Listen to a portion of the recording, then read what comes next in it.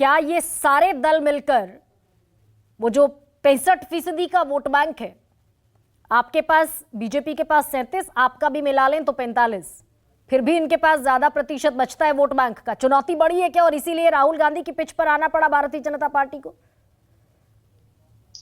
गरिमा जी, good evening, नमस्कार। पहले तो आपका इंतजार करते करते इम्तिहान हो जाती है, लेकिन खैर ठीक है। आपने अपने ओपनिंग स्टेटमेंट में बड़ा एक अच्छा लाइन कहा था कि जाति है कि जाति नहीं। मैं थोड़ा उसको आगे बढ़ाता हूं कि जाति है कि जाति नहीं, और कांग्रेस और इंडी गठबंधन उनके लिए कुछ करती नहीं। भाई, अगर राहुल गांधी जी ओबीसी के इतने बड़े पैरोकार हैं तो तेलंगाना में रेवंत रेड्डी किस समुदाय से आते हैं? भैया, action speaks louder than the word. अब करके तो दिखाइए। अभी हम बात कर रहे थे, आपको याद भी होगा गरिमा जी की कुछ डिबेट के पहले एक बार हमने कहा था और आपने हंस के उसको उड़ा दिया था कि किस सरकार में, किस नेता में नियत है करने की। हाँ। अब भले आप ये कह सकते हैं कि हम भी जाति समीकरण और सोशल इंजीनियरिंग कर रहे हैं, जो कि नीतीश कुमार जी ने बड़ा इस शब्द को मशहूर किया, लेकिन कम से कम हम कर तो रहे हैं, और करने के बाद उसका जो रिजल्ट है वो सामने आता है, परकोलेट होके लास्ट तक आता है। और यही कारण है, यहाँ पे हमारे वरिष्ठ नेता केसी त्यागी सर बैठे हुए हैं, जिनको देख के हम नए लोग सीखते हैं। मुझे याद है कि जब बिहार में जातीय सर्वेक्षण की बात हो रही थी तो केसी त्यागी साहब ने बड़ा उत्साहित होकर कहा था कि भाई हमें 2024 का मुद्दा मिल गया, और उसके बाद से राहुल गांधी जी आगे बढ़ गए। हुआ क्या?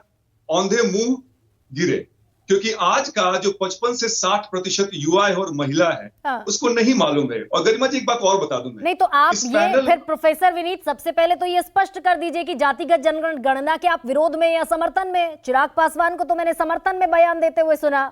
रामविलास पासवान की पूरी राजनीति जातिगत जनगणना, ओबीसी के इर्द गिर्द बीती पूरी राजनीति। समर्थन या विरोध स्पष्ट कर दीजिए। गरिमा जी, बिल्कुल समर्थन में, लेकिन फर्जी जातीय सर्वेक्षण के समर्थन में नहीं। नहीं तो आप ऑथेंटिक चला लीजिए ना professor Vineet.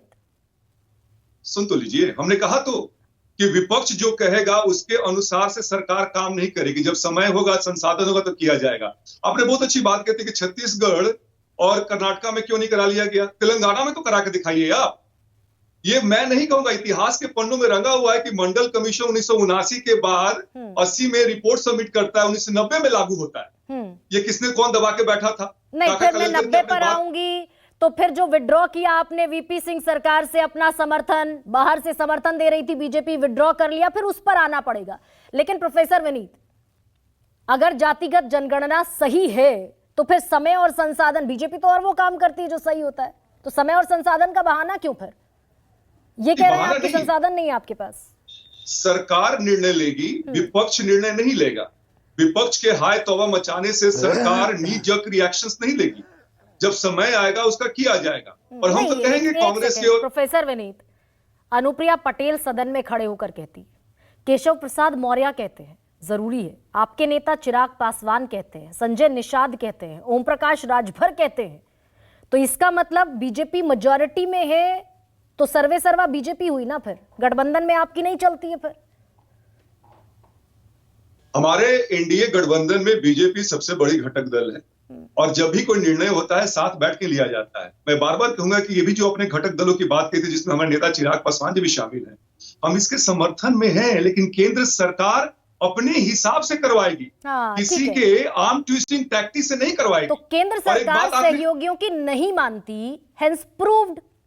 Vijay Trivedi, sir I am so sorry, I am coming to you very late. Reading between the lines नहीं कीजिए गरिमा जी। और आखिरी में बात कह लूं मैं, I'm not speculating, Professor Vineet. I'm just reading